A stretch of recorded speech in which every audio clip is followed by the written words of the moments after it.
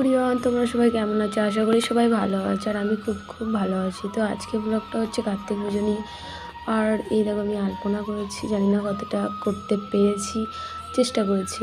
তো দেখো তারপর ফুল দিয়ে কার্তিকের ঘরটাকে সাজানোর চেষ্টা করছি। আমি পারি না, এই লাইফে প্রথমবার এসব করছি।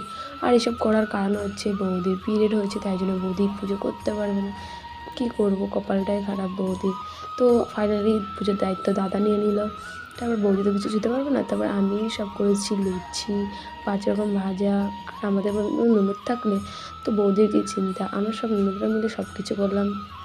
তারপর সবজি কাটলাম, তারপরে দেখো জেঠামশাই খিচুড়ি বসিয়ে দিল। তারপরে আমি দেখো সোয়েটার পরে বসে পড়েছি পুজো দেখতে। মা, এটা হলো বৌদির মা, সবাই মিলে পুজো দেখতে শুরু করেছে। আর আমার দাদা সারাদিন উপোস করে কি অবস্থা, বেহাল হয়ে গেছে পুরো। লাইফে প্রথমবার উপোস করেছে তো তাই। আর তাও আবার তার নিজের ছেলের জন্য। আর আমার দিদিরা বসে পড়েছে চাল থেকে আলো চাল বার করতে, কারণ ব্রাহ্মণ মশাই বলেছিলেন 108টা বার করতে হবে। হোম যজ্ঞ করার পর ব্রাহ্মণ আমাকে ফোঁটা দিল। ব্যাস এই নিয়ে তোমাদের ব্লগটা শেষ করলাম। Bye bye.